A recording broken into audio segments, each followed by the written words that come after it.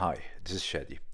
This video by Gordon Ryan, where he discusses his steroid use, is, I believe, a very open and honest conversation. Personally, I'd like to think that it is good that he's being transparent. A lot of people are simply not when they're clearly are lying.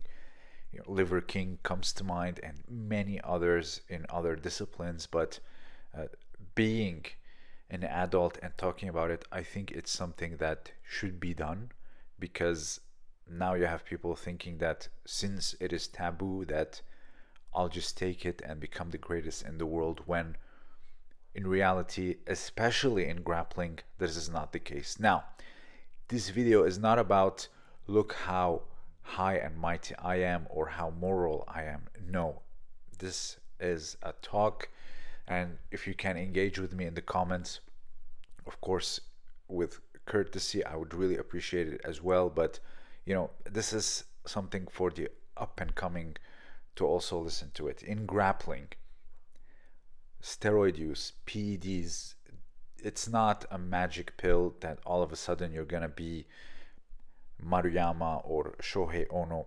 Strength obviously does help, but it is not as important as people think it is. I'm not saying that you should be weak and unfit. No, being super strong and fit are not the same. Or I'm not advocating for being weak. It's not the same.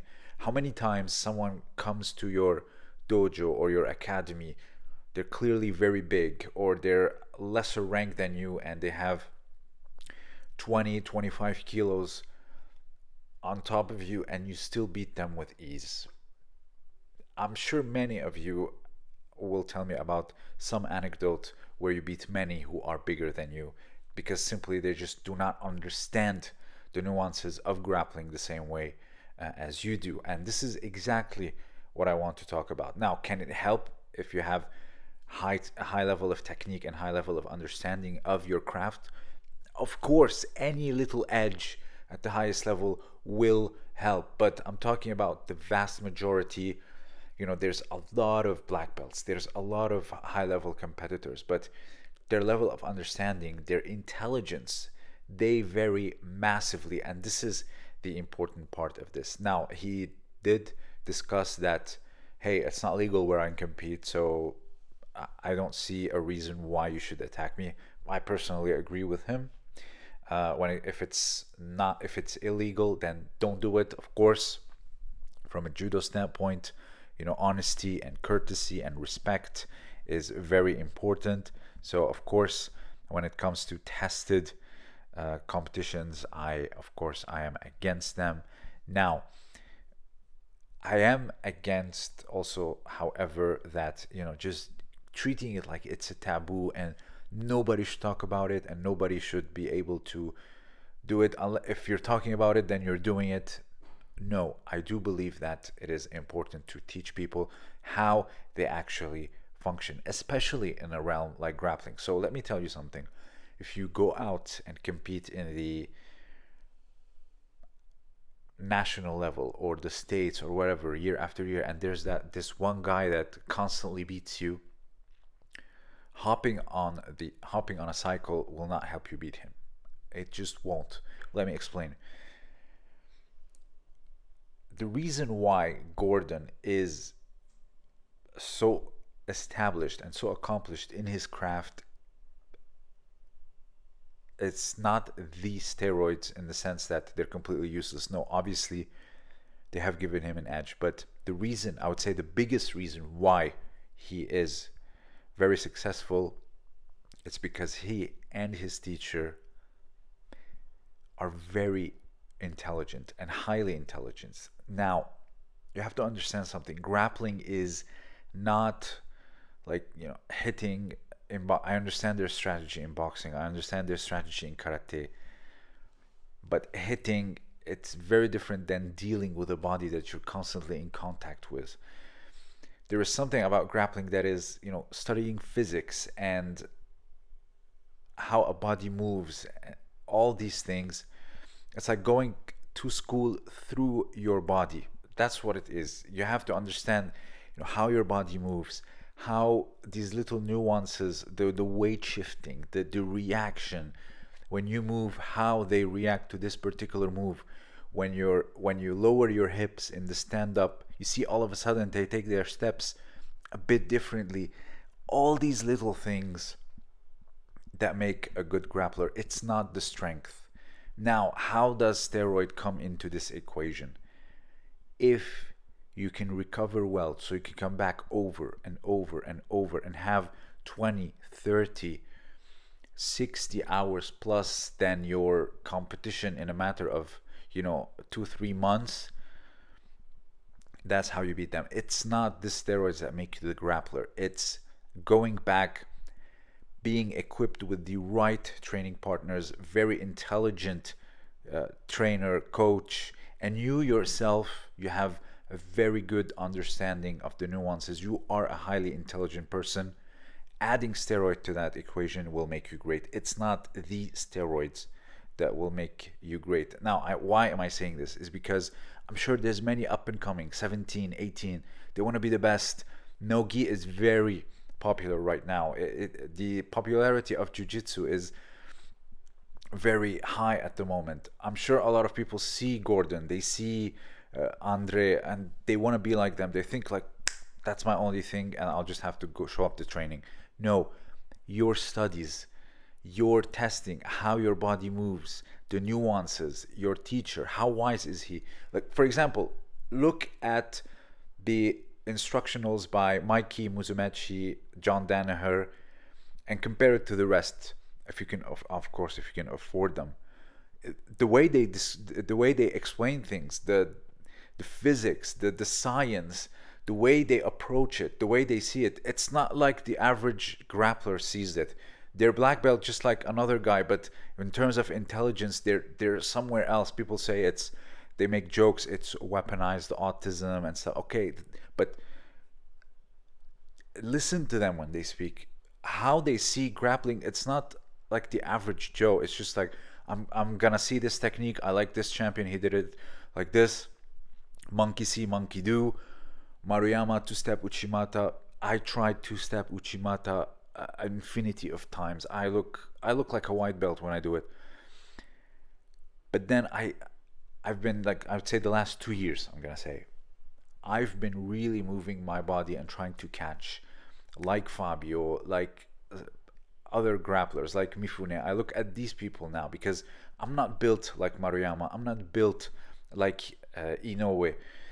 Inoue's forearm is like my thigh. I will never do that Uchimata the way he does, even though we're the same height. So I'll give you an example. Last Sunday, I went out and competed. So 8 days ago, I got 3 ippons out of 5. I'm collecting points for Nidan. So every time I started moving and felt how they reacted, like I move in a way, and if I get the reaction that I want, then I'll hit. And every time I scored ippon, and it was in the first 20 to 30 seconds of the fight, and I was so proud of myself and I was so happy because I finally understood how my body works, how I can get that reaction, how I can score ippon. I am myself, you are yourself, everyone is different, and that discovery will only come through a lot of study, and that study requires a lot of repetition and showing up, and that study is done through your body that needs to recover. And the way to recover abnormally is through steroids. So you have to study well through your body intensely, and of course there's a recovery part. That's where steroids come in. That's the message of this video. Now, am I against them? Yes. In what way? Of course, longevity is a very important part.